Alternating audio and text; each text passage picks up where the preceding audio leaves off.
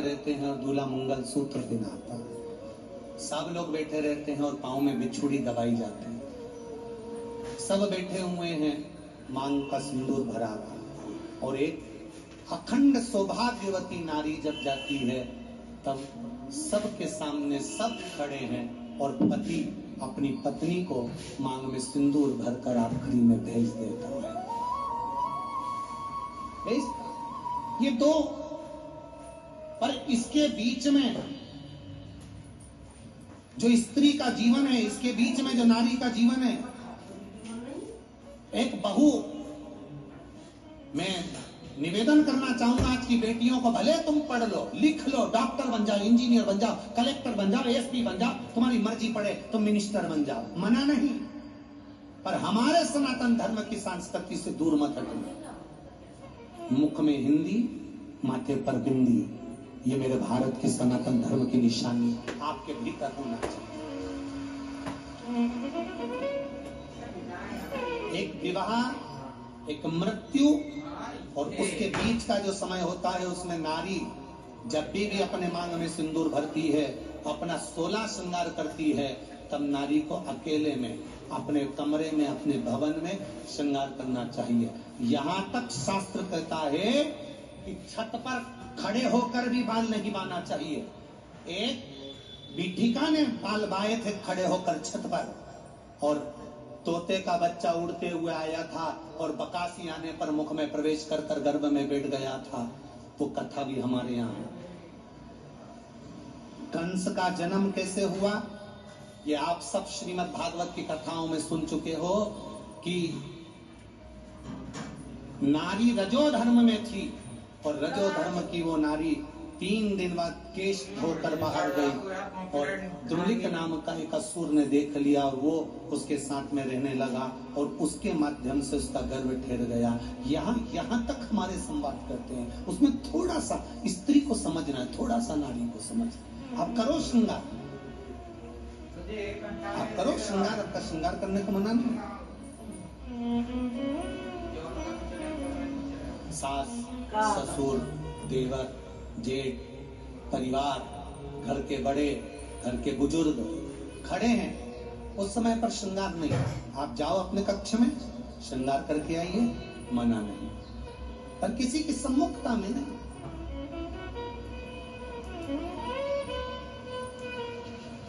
कितनी मर्यादा मेरे भारत की भूमि की रही है।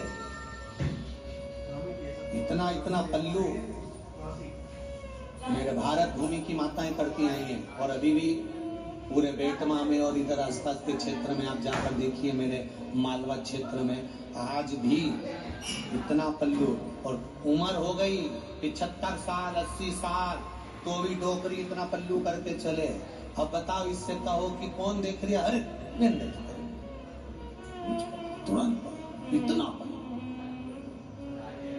वो तो धीरे धीरे पल्लू इधर आया, फिर इधर आया,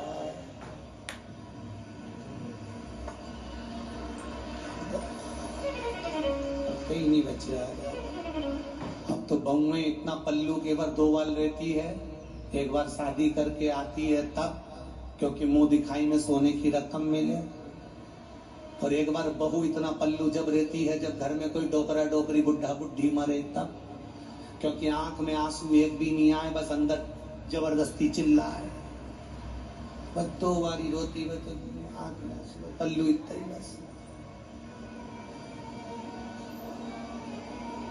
और वो भी भगवान जाने ऐसी डिजाइन में रोती, इतनी डिजाइन में भगवान को। एक बार हम तो यहीं की बात बताए, मुझे कहा किसको बोलने जावे, यही क्षेत्र, तुम्हारा ही क्षेत्र, कोई मरी गया, तो हमने कहा चलो मिल आए। अब जाते जाते गए, एक झाड़ू लगा रही थी बहू, एक बर्तन मांज रही थी, जैसे कुंडी बजाई, इतने में छोरी चिल्लाई, सिवर वाला गुरुजी आया, और ये सब फेंक के जो पड़ी रोवा। फिर और हम बैठे, जब तक रेडियो की आवाज एकदम तेज थी, जो तेज, और थोड़ी देर बाद फिर उनके पति वगैरह हमारे पास आके बैठे और उन्होंने कहा जाओ अंदर से पानी लिया। इतने में सब चुप, एक के मुंडे से मुंह ही निकले, खत्म समा। तो फिर क्या उन मालवा के संत श्री नागर जी महाराज बिल्कुल सही तो कहे, तेरा तेरा दिन याद करे क्यों रे नर सुमिरन। अब भटक रहा था और जीव बस रहा। पार्वती मैया बैठी, एक शिला पर पार्वती मैया बैठी और शिला पर पार्वती मैया बैठकर बेलपत्री के उन पत्तों की माला बना रही है। बेलपत्री के पत्तों की माला और मंदार के फूल और शमी पत्र उसमें लगाकर माला तैयार कर रहे हैं।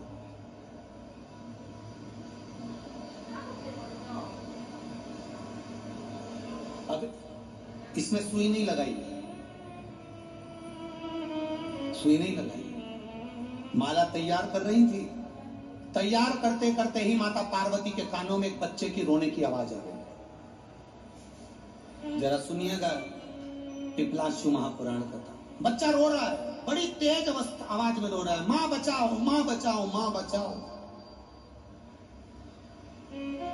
माता बचाइए माता बचाइए माता बचाइए। बच्चा रो रहा है, चिल्ला रहा है, तेज आवाज में पुकार रहा है। बहुत तेज आवाज कानों में पहुंची, बहुत तेज आवाज।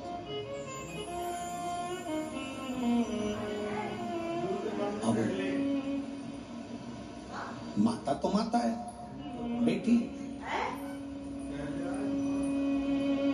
पार्वती जी के कानों में शब्द गया तो पार्वती जी को लगा कि कोई दूसरा पुकार रहा, कोई दूसरा पुकार रहा। पार्वती जी ने ध्यान लगाकर देखा तो कोई नजर नहीं आया। पार्वती मैया फिर आई, शिला पर फिर बैठी, वापिस बेलपत्री की उस सुंदर पत्तियों की फिर माला बनाने लगी। फिर मंदार की माला, फिर शमी के पत्तों की माला का निर्माण पार्वती जी फिर कर दिया। क्यों जाओगे सब जगह?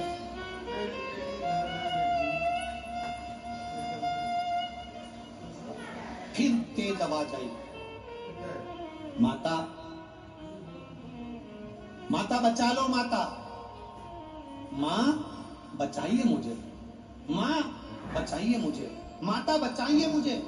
छोटा सा बच्चा फिर चिल्लाया।